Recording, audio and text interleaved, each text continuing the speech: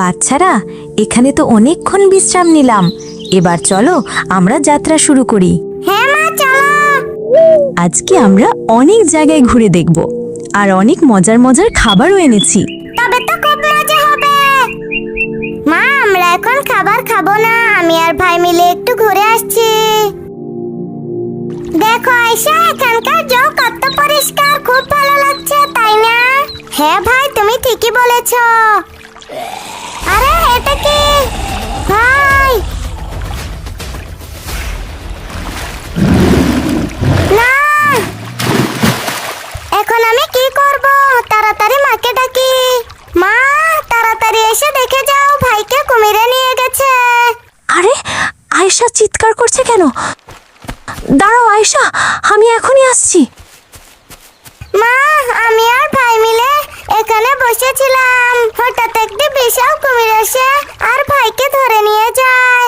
আলিফ, এই যে আমি এসে গেছি। তোমাদের এত চিন্তিত লাগছে কেন? কি হয়েছে আমাকে বলো। নূর, তুমি এসেছো? জানো না তো, আমাদের আলিফকে না একটি কুমির এসে ধরে নিয়ে গেছে। এখন কোথায় নিয়ে গেল আমার ছেলেকে, তাকে কিভাবে খুঁজে পাবো কিছুই জানি না। ও, এই ব্যাপার। তোমরা কোনো চিন্তা করো না, এই যে এই দিকে দেখো।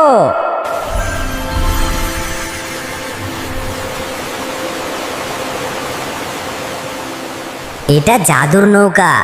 এই নৌকায় তোমাদের আলিফের কাছে নিয়ে যাবে।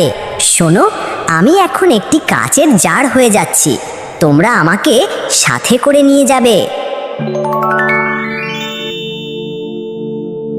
এই জাদুর নৌকা আমাদেরকে আমাদের গন্তব্যে নিয়ে চলো।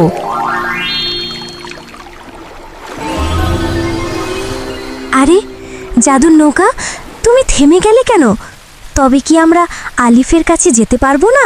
মা, মনে হচ্ছে জাদুর নৌকাটি রাস্তা ভুলে গেছে। ওয়াও! ওই যে দেখো মা, ভাইকে বেঁধে রেখেছে। মানুষের বাচ্চা, তোর এত বড় সাহস! এর জন্য তোকে কঠিন শাস্তি পেতে হবে। এই যে কুমির রাজা, আমার ছেলেকে এখানে কেন ধরে আনা হয়েছে? তার অপরাধ কি? আরে, তোমার ছেলে আমাদের একটি কুমির ছানাকে হত্যা করেছে, এখন তাকে এর শাস্তি পেতেই হবে। মা, এগুলো সব মিথ্যে, আমি সত্যি এমন কিছু করিনি। আমি আর আয়েশা তো ঝিলের পাড়ে বসেছিলাম। নূর, বেরিয়ে এসো এক্ষুনি, আজ সত্য সামনে আসবে। রাজামশাই, আমি জিন, আমার নাম নূর। আসলেই আলিফের কোনো দোষ নেই। সত্য ঘটনা তো অন্য কিছু ঘটেছে, যেটা কেউ জানে না। এই যে দেখুন, ওই কুমির ছানাকে তো তার ওই এক স্বজাতি ভাই গার্ডও পাথর মেরে হত্যা করেছে। গার্ডো, বলো, এগুলো কি সত্যি? তুমি কি এমন জঘন্য কাজ করেছো? এক্ষুনি উত্তর দাও। রাজামশাই, সিম্বু আমার কাকড়া খেয়ে ফেলেছিল।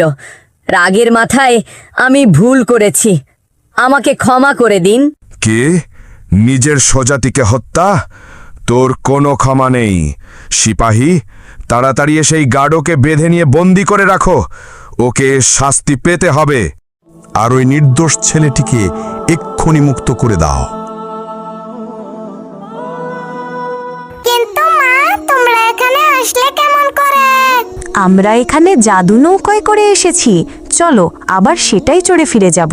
এই জাদুর নৌকা আমাদেরকে আমাদের গন্তব্যে নিয়ে চলো।